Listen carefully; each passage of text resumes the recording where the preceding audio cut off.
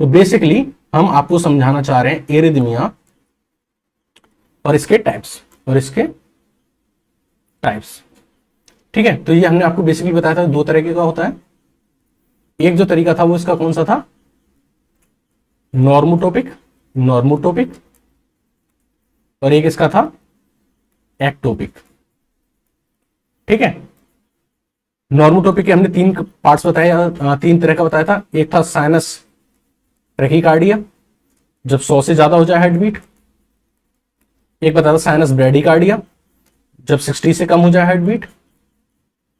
और एक हमने आपको बताया था साइनस एरिथमिया, जब रेस्पिरेशन की वजह से या ब्रीथिंग की वजह से आपके हार्ट रेट में क्या आ जाए, इंक्रीजमेंट या डिक्रीजमेंट आ जाए। ठीक है, और यहां क्या था, यहां पेसमेकर कौन था, ऐसे नोड पेसमेकर था। यहां क्या था, ऐसे नोड पेसमेकर। बस इतनी सी कहानी थी। ठीक है, नेक्स्ट हम बात करते हैं एक्टोपिक एरिथमिया। तो यहां ऐसे नोड पेसमेकर नहीं है, ऐसे नोड इज नॉट पेसमेकर, ऐसे नोड इज नॉट पेसमेकर। तो फिर भाई पेसमेकर कौन है, तो पेसमेकर कोई भी हो सकता है, बट एवी नोड हो सकता है, बट एवी नोड एट्रिया की मसल्स या फिर एबी बंडल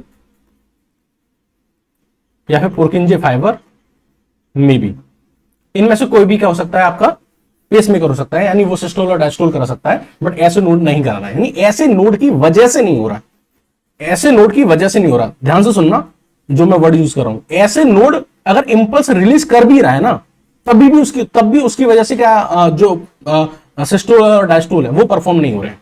ठीक है, चाहे ऐसे नोड इंपल्स भेज रहा है या फिर नहीं भेज रहा है, बट उसकी वजह से सिस्टोल और डायस्टोल नहीं हो रहे हैं, उस कंडीशन को हम क्या बोलते हैं, एक्टोपिक एरिथमिया। क्या बोलते हैं, एक्टोपिक एरिथमिया, जहां ऐसे नोड की वजह से सिस्टोल और डायस्टोल नहीं हो रहा है। ठीक है, इसके बेसिकली टाइप्स होते हैं, तो इसके जो टाइप्स होते हैं बेसिकली वो समझते हैं। तो ये बेसिकली 3 टाइप्स का आपको रहेगा, इसके 3 टाइप्स होंगे, वो कौन कौन से होंगे, तो इसके जो 3 टाइप्स हैं वो हैं, एक है हार्ट ब्लॉक, क्या है, हार्ट ब्लॉक।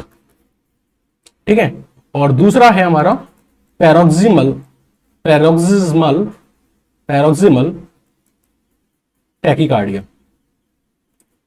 टैकीकार्डिया, और तीसरा हमारा इसका जो टाइप है वो है atrial Flutter.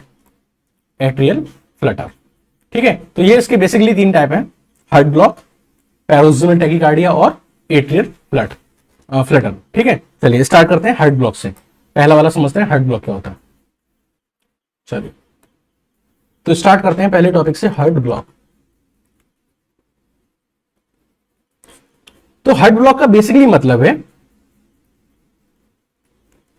Blockage of impulse generated by ऐसे नोड, यानी ऐसे नोड पेसमेकर नहीं है। अगर वो चाह भी रहा है कि मैं इंपल्स जनरेट करके भेज दूं आगे, तो वो इंपल्स जाके ब्लॉक हो रही है। अगर वो चाह भी रहा है कि मैं इंपल्स आगे भेज दूं और हार्ट में सिस्टोल और डायस्टोल करा दूं, तो वो इंपल्स जाके ब्लॉक हो रही है। कैसे, मतलब समझिए, सपोज करिए कि ये हार्ट है, अगेन किसी का भी हो सकता है,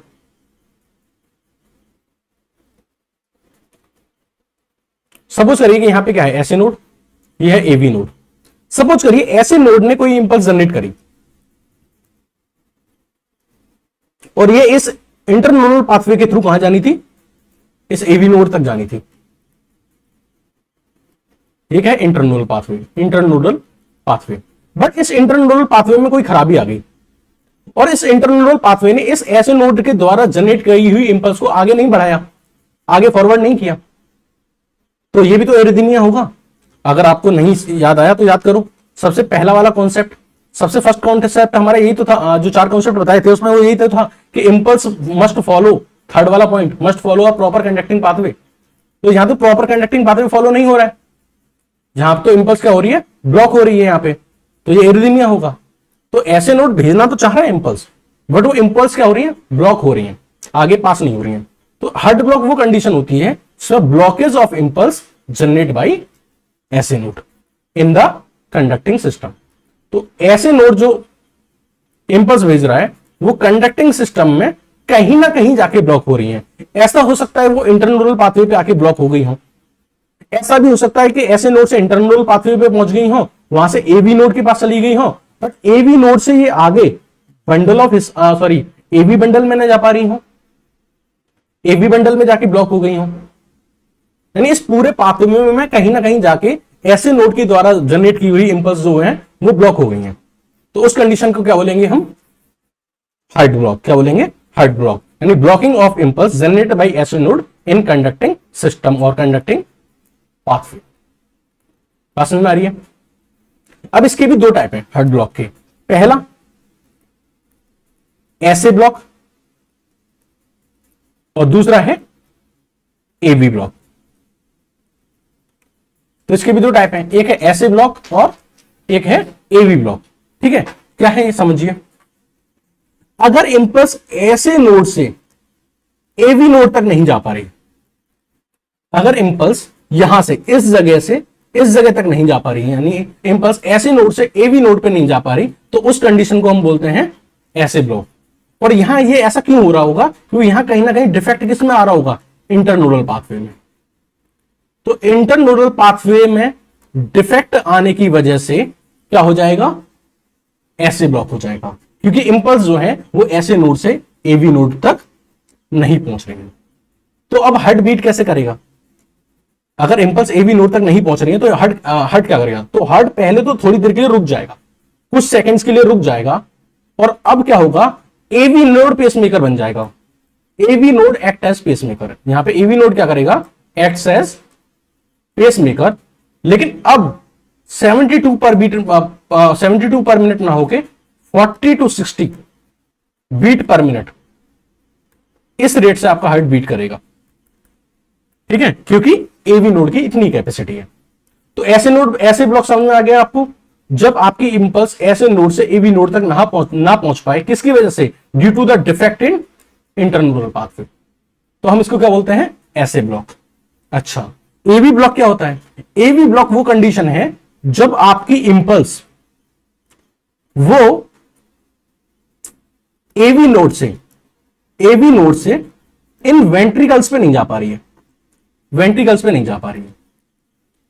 तो जब एबी नोड से, यानी इस जगह से, नाउ फ्रॉम दिस प्लेस, और अगर आपकी इंपल्स इन वेंट्रिकल्स तक नहीं पहुंच पा रही है, यानी अब आपकी जो इंपल्स है वो एबी नोड से वेंट्रिकल्स तक नहीं पहुंच पा रही है, तो इस कंडीशन को हम बोलते हैं एबी ब्लॉक।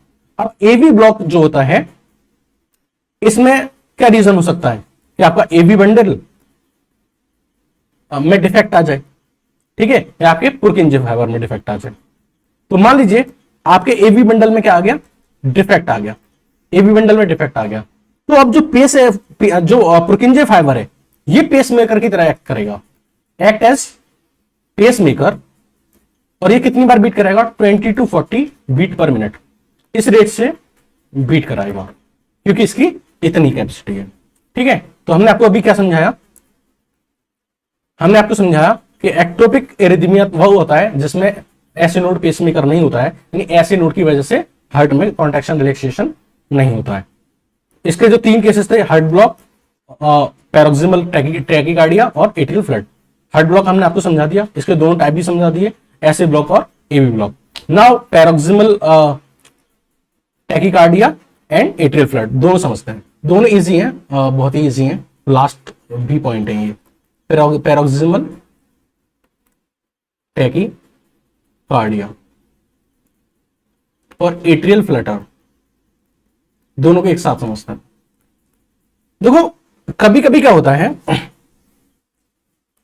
आपका जो हार्ट है उसके अंदर अचानक से स्पीड बढ़ जाती है, यानी उसकी हार्ट रेट अचानक से बढ़ जाती है, यानी sudden increase in heart rate, sudden increase in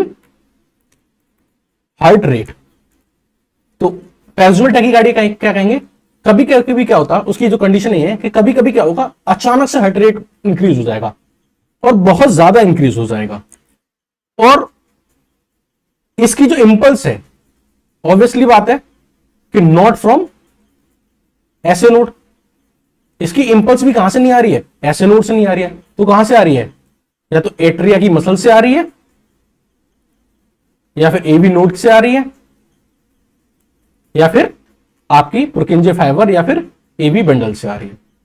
तो किसी और पार्ट से, ऐसे नोड को छोड़ के किसी और पार्ट से इंपल्स आ रही है और उनकी वजह से sudden increase in heart rate हो रहा है, तो इस कंडीशन को हम क्या बोलते हैं?